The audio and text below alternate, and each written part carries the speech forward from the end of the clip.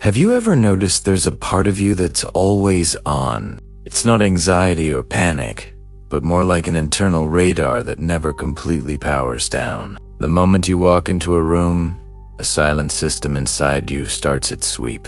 It's not looking for danger, but for the subtle shifts in the atmosphere, the unspoken currents, the safest place to stand where you can just blend in. You might not even be aware it's happening. It just activates. The strange thing is, nothing is actually wrong. You're safe now.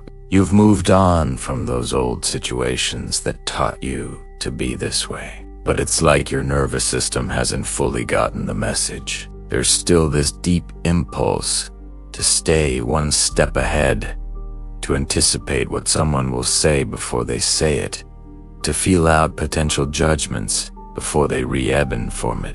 You don't call it hyper-alertness. You call it being perceptive. And in many ways, it serves you well. You're good at reading people. You know when to speak up and when it's wiser to just listen.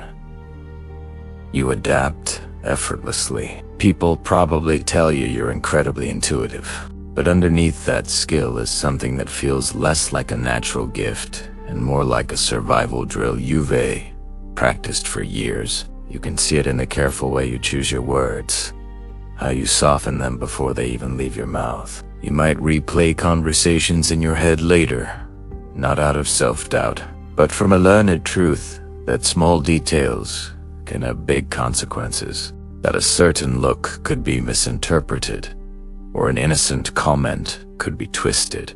You learn that being too visible can sometimes attract a kind of attention you never wanted. This wasn't a lesson you learned overnight. It was learned through repeated experiences, through moments when humor had a sharp, cutting edge, through times when staying silent felt safer than trying to explain yourself, through realizing that being your authentic self sometimes felt like too high a price to pay.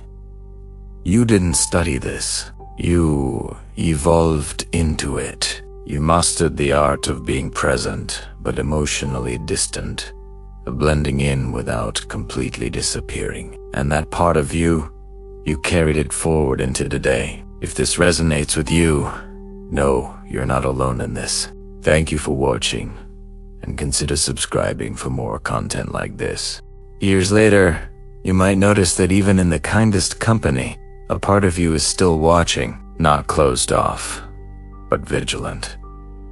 You let people see you, but only in stages. You quietly check their reactions before you decide to trust them. You find your sense of security in little things most people would miss.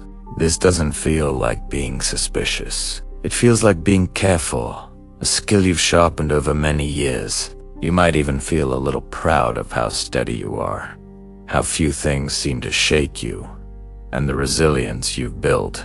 But sometimes, resilience can hide a repeating pattern, and that pattern shapes how your feelings move. Think about it. When a disagreement comes up, your first instinct isn't to jump in. It's to figure out the situation. Who has the power here? What's the mood in the room? What's the safest way forward? You don't make things bigger. You absorb them. And people often think this is wisdom.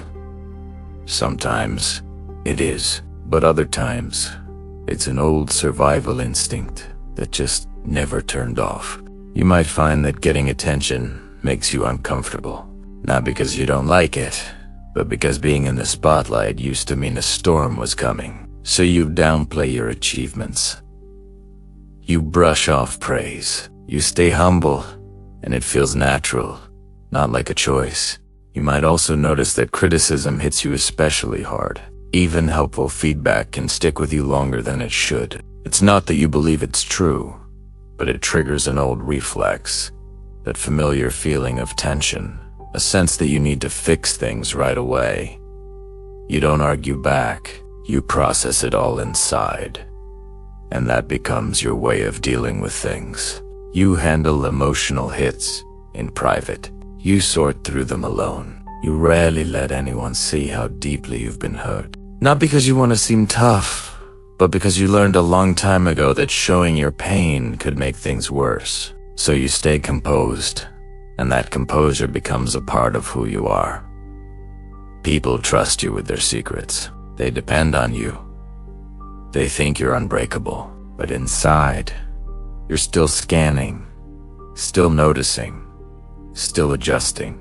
You might feel incredibly tired after perfectly nice social events, not from the talking, but from the constant watchfulness. That quiet, non-stop observation you can't seem to turn off. And when you're finally by yourself, something lets go. Your mind calms down. Your body relaxes. The need to predict what's next fades away. You feel more like your true self when you're alone than you ever do with others. Realizing this can be confusing. It's not that you don't like people. You just feel more complete when no one is watching. If this resonates with you, know you're not alone. Thanks for listening. Have you ever noticed that even though you're a deeply compassionate and feeling person, true intimacy feels complicated? It's not that you don't want to connect. It's that connection once came with a price. You're amazing at holding space for others, but asking for it yourself feels almost impossible. Not because you don't need it, but because depending on someone else once left you vulnerable in ways you couldn't handle. So, you learned to be self-sufficient, dependable, and strong. And in your emotional world, you became quietly solitary. This isn't a problem, you tell yourself. It's just how you're wired. Until life gives you moments that challenge that system. Moments of genuine kindness, where safety is real and expression is welcome. The environment is safe, yet something inside you pulls back. Not out of fear, but out of a deeply ingrained habit. You don't fully trust peace, because peace was once just a quiet before the storm. And so, you stay just a little bit guarded. This guard directs how you experience.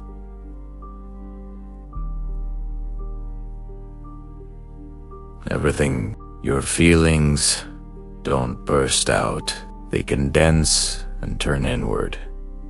They rearrange themselves in silence. This silent process creates patterns that look like strength, self-reliance, and resilience. But underneath, something else is happening. It's the quiet costs of learning safety. Second, the truly unsettling part isn't that the past still shapes you. It asks that a part of you is convinced that being truly seen requires you to be on high alert. Until you examine that belief, real emotional freedom will always feel just out of reach. Not because you aren't worthy, but because you never learned what it feels like to be witnessed without an aftermath. Your empathy is sharp, your awareness is keen, your depth is profound, but it all exists inside a subtle, self-maintained armor. The real revelation is a quiet one. The very traits that once protected you might now be the gentle barriers keeping you from fully landing in your own life. It happens in the small moments when you choose control over expression, when you choose to observe instead of immerse yourself, when you stay measured when you could be raw. The point isn't whether these patterns make sense. They do. The point is whether you want to keep living inside them. This question doesn't need an immediate answer. It just needs to be acknowledged. Because once you see the pattern, you can't unsee it. It doesn't disappear.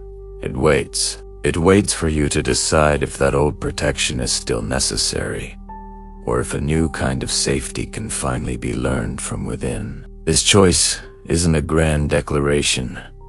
It happens in small, quiet steps over time. In moments where you stop judging yourself and simply allow yourself to be, even if it feels strange. Even if it feels too revealing. That inner guard will always be part of you. The question is whether it stays in command, or if it can finally learn to stand down. And that isn't an ending. It's a beginning, one you may need to sit with for a while. If this resonated with you, please like this video. Helps these ideas reach others walking a similar path.